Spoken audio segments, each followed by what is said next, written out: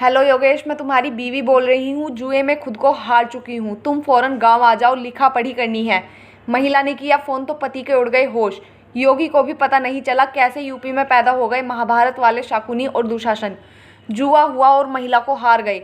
महिला जीतने वाला सरेआम चीर हरण करने लगा।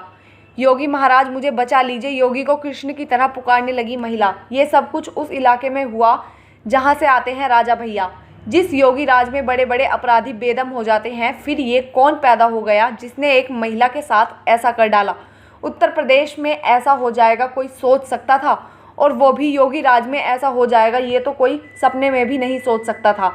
महाभारत का वो प्रश्न तो आपको याद ही होगा, जब पांडवों और कौरवों के बीच जुआ हो रहा था। पांडव हार गए और जुए में वो द्रौपदी को भी हार गए।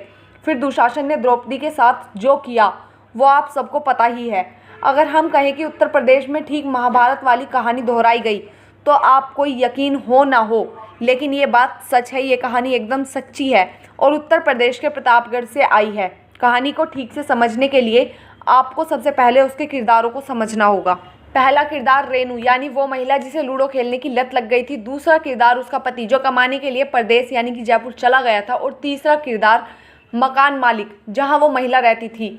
घर पर पति नहीं रहता था तो महिला ऑनलाइन लूडो खेला करती थी। ऑनलाइन लूडो खेलते खेलते एक दिन मकान मालिक से उसकी गहरी दोस्ती हो गई। अब दोनों साथ मिलकर लूडो खेलने लगे। हर दिन दाव होता और हर दिन कुछ ना कुछ दाव पर लगता। धीरे धीरे समय बीतता गया और लूडो का मज़ा बढ़ता गया। महिला का पति दिन रात मेहनत कर पैसा कमाकर भेजता रहा ताकि महिला घर परिवार संभाल सके। इधर महिला रेणु देवी लूडो के जुए पर दाव लगाती रही। एक दिन पति के भेजे सारे पैसे खत्म हो गए। अब महिला के पास कुछ भी नहीं बचा, गहने तक नहीं। लेकिन लूडो की लत ऐसी लगी कि जो जाने का नाम ही नहीं ले रही थी। महिला क्या करती? इस तलब में एक दिन उसने खुद को ही गिरवी रखने पर मजबूर कर दिया। बस फिर क्या था, लूडो के खेल में महिला ने खुद को दाव पर लगा दिया और हार गई मकान मालिक के हाथों। रेणु देवी नाम की महिला मकान मालिक के साथ पति की गैर मौजूदगी में जुआ खेलती और जब पैसा खत्म हो गया तो खुद को दाव पर लगा दिया और मकान मालिक के सामने खुद को हार गई। फिर मकान मालिक ने रेणु देवी पर दबाव बनाना शुरू कर दिया। रेणु ने जयपुर में काम कर रहे अपने पति को फ़ोन किया और कहा, हेलो, फ़ौरन गांव आ जाओ, लिखा पढ़ी करनी है। मैं लूडो के जुए में खुद को हार चुकी हूँ। अब मेरे चक्कर में पड़ोगे तो काट कर फेंक दिए जाओगे। इस बात की जानकारी होने के बाद पति फ़ौरन प्रदेश से भागा लौटा तो मीडिया के सामने अपनी दर्द भरी दास्तान खोल के रख दी। पीड़ित पति का दावा है कि वो प्रतापगढ़ की देवगली में किराए के मकान में रहता था और 6 महीने पहले ही रोजी रोटी की तलाश में राजस्थान के जयपुर में चला गया और कमाई में से पेट तन काटकर पत्नी को पैसे भेजता रहा, जिसे वो मकान मालिक के साथ जुए में उड़ाती रही। पैसे खत्म होने के बाद उसने खुद को लूडो के दाव पर लगा दिया और खुद हार गई।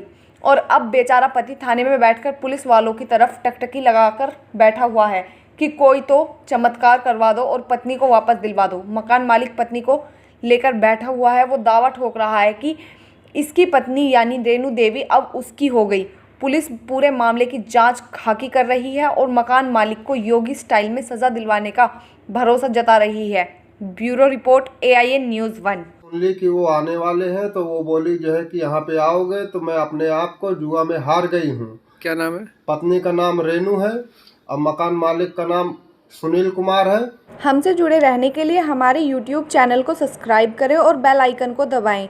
और आप ये वीडियो अगर Facebook पर देख रहे हैं तो लाइक ज़रूर करें और ज़्यादा से ज़्यादा शेयर करें। धन्यवाद।